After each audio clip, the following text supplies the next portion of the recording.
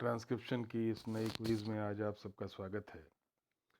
Transcription is unidirectional, is primary independent, and only one of the DNA strands acts as a template on which the RNA strand is built. All correct. Option D, all is correct.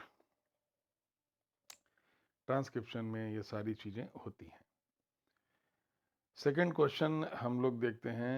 आपको ये भी बताता चलूँ कि DNA से mRNA बनने की प्रक्रिया को या आरएनए बनने की प्रक्रिया को ट्रांसक्रिप्शन कहते हैं।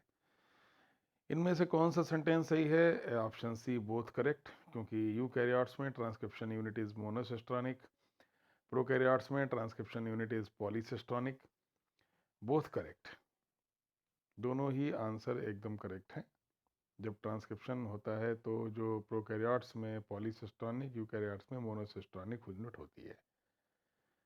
थर्ड क्वेश्चन अगर हम लोग देखते हैं कि ट्रांसक्रिप्शन में coding strand is sense strand, template strand is anti sense strand. बिल्कुल सही बात है। जो टेम्पलेट स्ट्रैंड होता है वो दरअसल एंटी सेंस स्ट्रैंड होता है। इस एंटी सेंस स्ट्रैंड पर ही जो स्ट्रैंड बनता है वो कोडिंग स्ट्रैंड सेंस स्ट्रैंड होता है।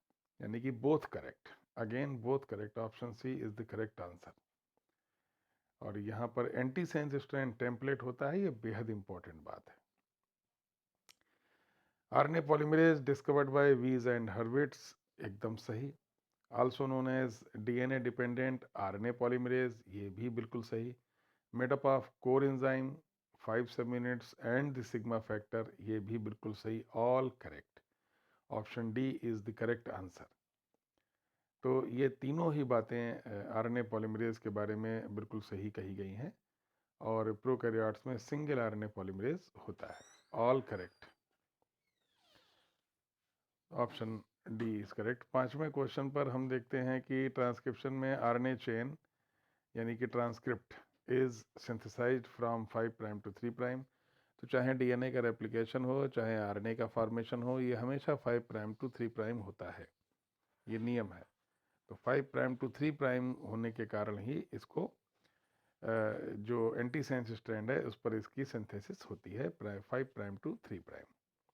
Option B is correct. Six question देखें। Single RNA polymerase is responsible for transcription of all different types of RNAs in prokaryotes. However, eukaryotes have 5 different types of RNA polymerases. Option C is correct. यहाँ पर option C correct होता है। A single RNA polymerase is responsible for transcription of all different types of RNAs in prokaryotes. यानी कि जो option C है 5, वो सही आंसर है। ई कोलाई प्रमोटर में एक -10 सीक्वेंस होता है जिसको हम प्रिबनाउ बॉक्स बोलते हैं, जिसमें 6 बेस पेयर ऑफ कंसेसिव सीक्वेंस होते हैं TA, TA, AT। और -35 सीक्वेंस होता है जो TT, GA, CA, जिसमें जो कंजर्व्ड बेसेस होते हैं वो होते हैं। और ये जो बेस्ट प्रमोटर है it is recognised by sigma 70। तो option D all is correct, all is the correct answer.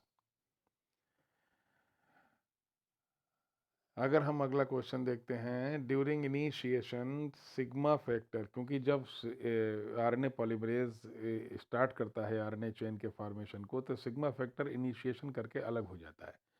और ये इनिशिएशन 8 से 9 न्यूक्लियोटाइड तक बनी हुई चेन अगर एबॉर्शन होना होता है तो इस 8-9 न्यूक्लियोटाइड से पहले हो जाता है।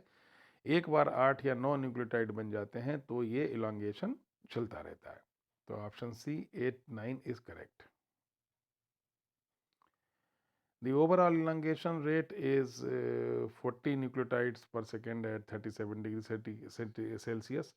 यानी कि जो न्यूक्लियोटाइड्स होते हैं वो 40 न्यूक्लियोटाइड पर सेकेंड की स्पीड से इनका फॉर्मेशन होता है। तो the overall elongation rate is 40 nucleotides per second at 37 degree Celsius. यानी option D is correct option, approximately 40। Last question अगर आप देखते हैं तो termination of transcription involves intrinsic termination hairpin structure, ये भी बिल्कुल सही है।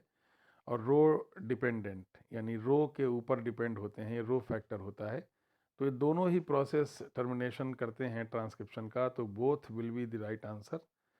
तो यहाँ पर दोनों आंसर इसके सही होंगे। Both will be the right answer. Option C is correct.